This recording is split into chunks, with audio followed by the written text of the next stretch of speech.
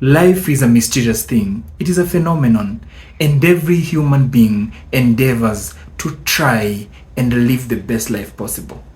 Every society, therefore, tries to guide its members in a way that can make them live the best life possible. They try to do this using pieces of advice and even warnings. These can be carried in short statements that can be handed down through generations. We call these statements proverbs. A proverb can therefore be defined as a short statement that carries a lot of wisdom that is handed down through generations. These proverbs can be used to advise, to warn, to encourage, and even to just state a fundamental truth about life. Proverbs have some characteristics. Let's look at some of them.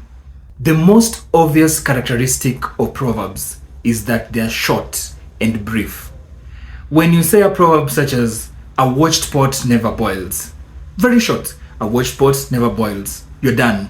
This shortness and brevity helps in memorability so that it is easier to carry through generations. When you're told a long story, sometimes the details can be blurred, but a proverb, because it is very short, you can always remember it. It is very easy for even children to remember it. So a proverb, first and foremost, is short. A proverb also is rich in meaning.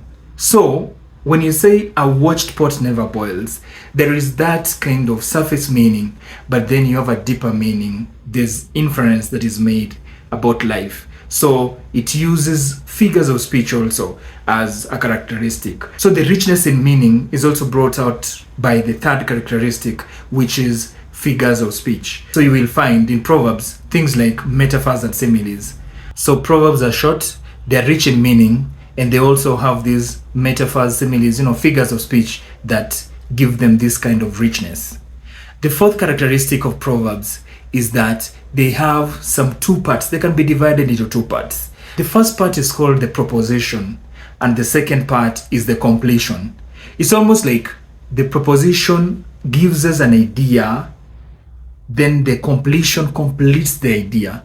When you say "a watched pot," you're asking, a watch pot, what happens to a watch pot? Then you say "never boils." So Proverbs can be divided into two distinct parts: the proposition, the first part, and the completion.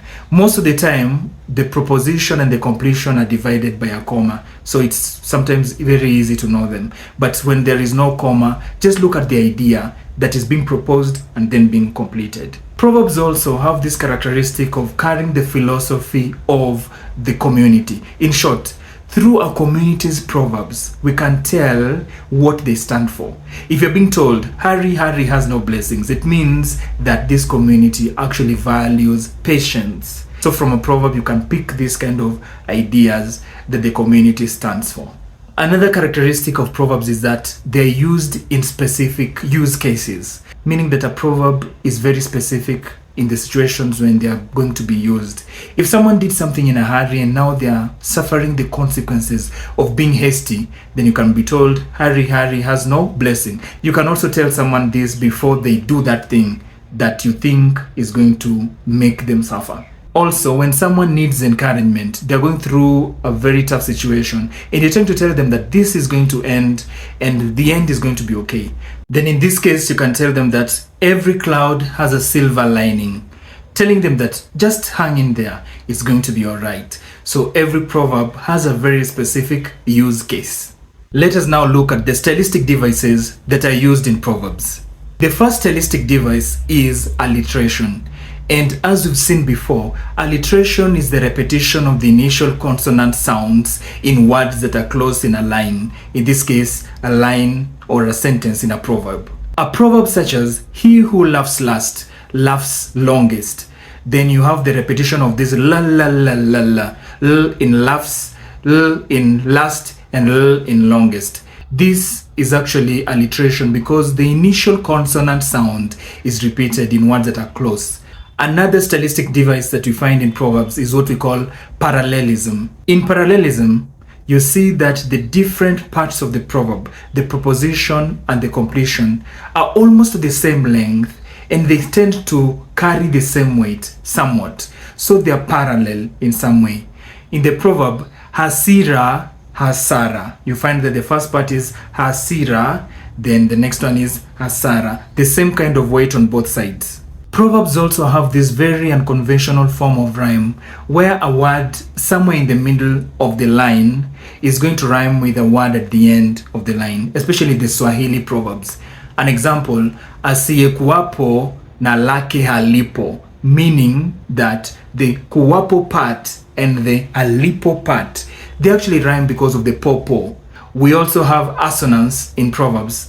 Assonance is the occurrence of the same vowel sounds in words that are close to each other in a line. So in a proverb such as haraka haraka haina baraka, which is Swahili, that just means that hurry hurry has no blessings. So haraka haraka haina baraka, you find that there's the everywhere. Haraka haraka haina baraka, you find the a's there. That is assonance.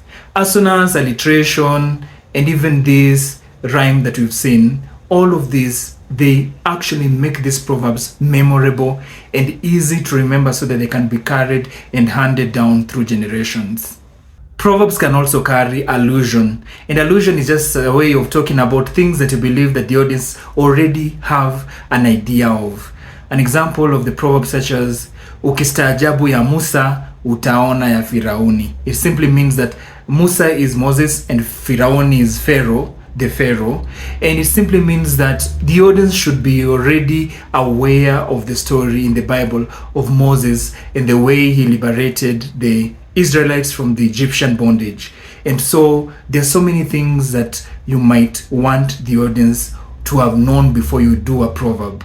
So in this case, we have allusion that refers to something that the audience is supposed to be aware of already. Proverbs can also have stylistic devices such as paradox, such as hyperbole, and even personification. So as a student, I wanted to find out examples of these cases in Proverbs. As I have illustrated through these examples of Proverbs and their characteristics and even stylistic devices, one of the most important ways or the most effective ways of passing or handing down wisdom is to just tell people something that is interesting, something that is short, something that is memorable, and then they'll do the rest. They'll tell it to their children, and the children will tell it to their children, and this wisdom is going to go on and on and on and on through generations. Let us also not forget that because our realities keep changing, some proverbs need to be added to refer to things that are in our environment so that they are more relevant in some way. So Proverbs, one of the most important genres of oral literature.